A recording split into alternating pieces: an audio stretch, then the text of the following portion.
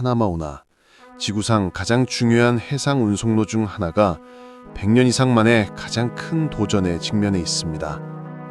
이 좁은 수로는 매주 수십억 달러 규모의 물류를 이동시키며 연간 거의 50억 달러, 약 5조 원의 수익을 창출합니다. 하지만 지금 파나마 운하가 물이 고갈되고 있습니다. 2024년 위기가 정점에 달했을 때 선박들은 운하를 통과할 순서를 기다리며 일주일 이상의 배기 행렬에 묶여 있었습니다. 화물 운임은 최대 400%까지 급등했고 이는 글로벌 무역 네트워크에 충격파를 일으켰습니다. 운하가 개통된 이후 처음으로 세계는 진지하게 고려해 본 적 없는 질문을 던지기 시작했습니다. 만약 파나마 운하가 더 이상 제 역할을 할 수 없다면 어떻게 될까?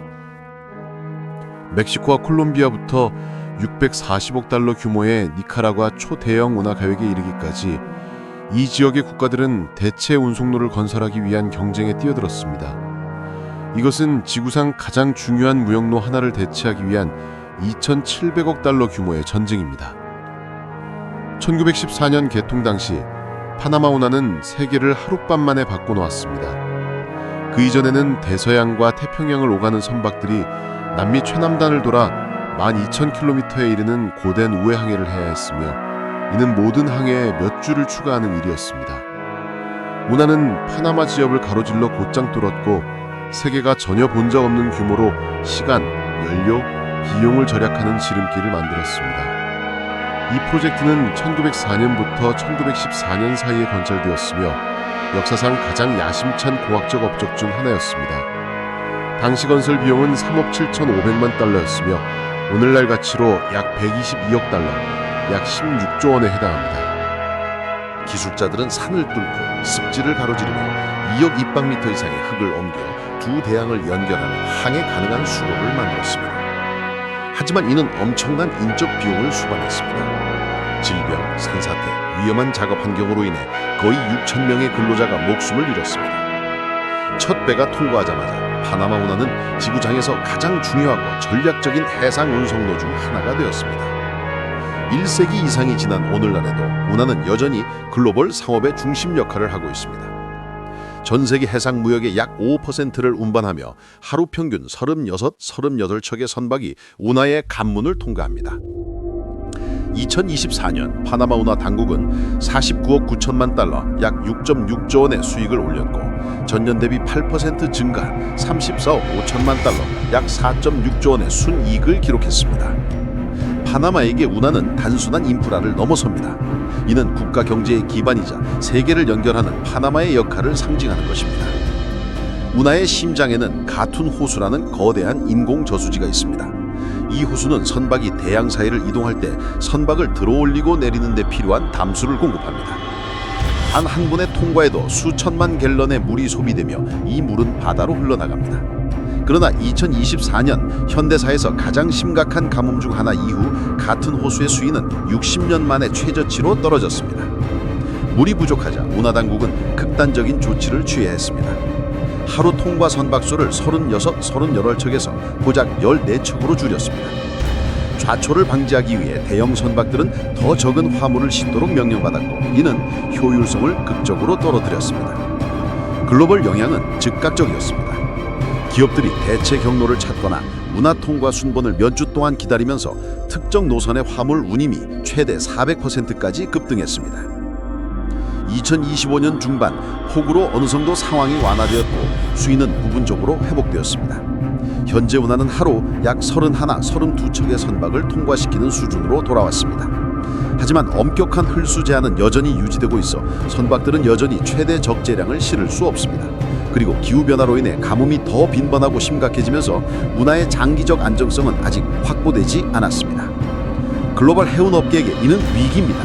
하지만 경쟁국들에게는 기회입니다. 매년 약 2,700억 달러, 약 360조 원 상당의 상품이 파나마 운하를 통해 흘러갑니다. 미국의 곡물과 액화당연가스부터 아시아의 전자제품까지 이는 글로벌 경제의 생명선입니다. 지연이 몇 주로 늘어나고 비용이 급등하면서 다른 국가들은 이제 파나마의 지배적 지위에 도전할 일생일대의 기회를 보고 있습니다. 세계가 파나마 운하의 대체로가 필요한지 아닌지는 더 이상 문제가 되지 않습니다.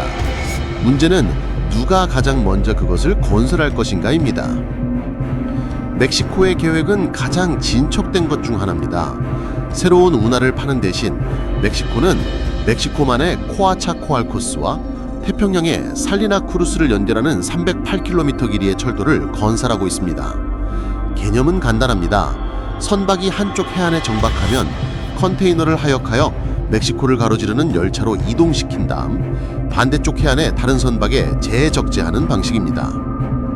이 프로젝트는 약 75억 달러, 약 10조 원의 비용이 들 것으로 예상되며 2033년까지 연간 140만 개의 해상 컨테이너를 처리하도록 설계되었습니다. 일부 구간은 이미 가동 중이며 멕시코는 파나마 운하가 정체될 때 더 빠른 옵션으로 이 경로를 적극적으로 홍보하고 있습니다. 하지만 단점이 있습니다. 선박이 곧장 항해하는 연속 수로와 달리 컨테이너를 하역, 이동, 재적재하는 과정은 시간과 복잡성을 증가시킵니다. 운하 밖에서 몇 주를 기다리는 것보다는 빠르지만 완벽한 대체제는 아닙니다. 더 남쪽으로 콜롬비아는 자체적인 철도 기반 솔루션을 연구하고 있습니다. 이 계획은 태평양 항구인 쿠피카와 대서양 연안의 투르보 근처 지점을 연결하는 240km 철도를 요구합니다. 70억에서 130억 달러의 비용이 들 것으로 예상되며 이는 콜롬비아가 1800km가 넘는 국가 철도망을 재가동하려는 더 넓은 노력과도 연결될 것입니다. 하지만 이 프로젝트는 심각한 도전의 측면에 있습니다. 제한된 경로는 민감한 열대우림과 원주민 토지를 가로지르기 때문에 해결하는 데 수년이 걸릴 환경적, 사회적 문제를 제기합니다. 현재로서는 실현 가능성 단계에 머물러 있으며 아직 공사는 시작되지도 않았습니다. 가장 대담한 계획은 니카라구아에서 나왔습니다. 수년 동안 이 나라는 파나마 운하를 규모와 용량 면에서 모두 능가하고 도전할 두 번째 운하를 건설하는 꿈을 꾸어왔습니다. 제한된 니카라구아 운하는 278km에 달해 파나마 운하보다 3배 이상 길며 예상 비용은 64억 5천만 달러, 약 85조 원입니다. 간문은 길이 510m, 폭 77m, 깊이 27m로 거대하게 설계되어 파나마 운하의 간문보다 훨씬 크며 세계 최대의 컨테이너 선도 처리할 수 있을 것으로 기대되었습니다. 이론상으로는 파나마의 지배적 지위에 대한 직접적인 도전이었습니다. 하지만 프로젝트는 빠르게 문제에 봉착했습니다. 주요 자금 지원자였던 중국 억만장자가 2018년 지원을 철회하면서 프로젝트는 진행에 필요한 자금을 잃었습니다. 환경보호론자들도 경고를 발령했습니다. 이 경로는 지역 최대의 담수원인 니카라구아 호수를 직통으로 가로지를 예정이어서 생태계를 위협하고 수만 명의 주민을 이주시킬 위험이 있었습니다. 현재로서는 니카라구아 운하는 여전히 중단 상태입니다. 일부 진입로와 측량 표지가 세워졌지만 실제 공사는 시작되지도 않았습니다. 현재로서는 먼지가 쌓이도록 내버려둔 웅대한 비전에 불과합니다. 더 작은 노력들도 진행 중입니다. 파나마 자체도 철도와 트럭을 이용해 컨테이너를 이동시키는 육상 교량을 계획 중이며 2045년까지 연간 500만 개의 처리 능력을 목표로 하고 있습니다. 온두라스에서는 중국 투자자들의 지원을 받아 태평양의 아마팔라와 카리브해의 푸에르토 카스티야를 연결하는 새로운 대양간 철도가 제안되었습니다. 한편 북쪽 멀리에서는 기후변화가 서서히 북서 항로를 열어가고 있습니다. 이 북극 항로는 태평양과 대서양 사이에 가장 짧은 거리를 제공합니다. 하지만 여전히 계절적이며 위험하고 예측 불가능한 빙판 상태를 갖고 있어 적어도 현재로는 주류 해상 운송에는 적합하지 않습니다. 파나마는 경쟁자들이 포위하는 동안 가만히 앉아있지 않습니다. 운하의 미래를 확보하기 위해 파나마 운하 당국은 인디오강에 새로운 댐을 건설하는 16억 달러, 약 2.1조 원 규모의 프로젝트를 시작했습니다. 2030년 또는 2031년경 완료되면 이 댐은 물 공급을 안정시키고 가뭄시에도 최소 하루 36척의 통과를 보장할 것입니다. 운하 당국은 또한 예약 시스템을 강화하여 혼잡을 줄이고 중요한 화물을 우선시하기 위해 각 고객당 하루 한 차례의 통과 슬롯을 제한했습니다. 새로 건설된 신규 관문은 더 효율적이어서 한 번의 통과마다 7% 적은 물을 사용하며 건기 동안 귀중한 절약을 가능하게 합니다. 도전에도 불구하고 운하의 재무적 성과는 여전히 강력합니다. 2024년 수익은 거의 50억 달러에 달했으며 해운업이 새로운 현실에 적응함에 따라 성장이 지속될 것으로 예상됩니다. 파나마에게 이러한 투자는 분명한 메시지를 보냅니다. 세계의 다양한 지름길로서의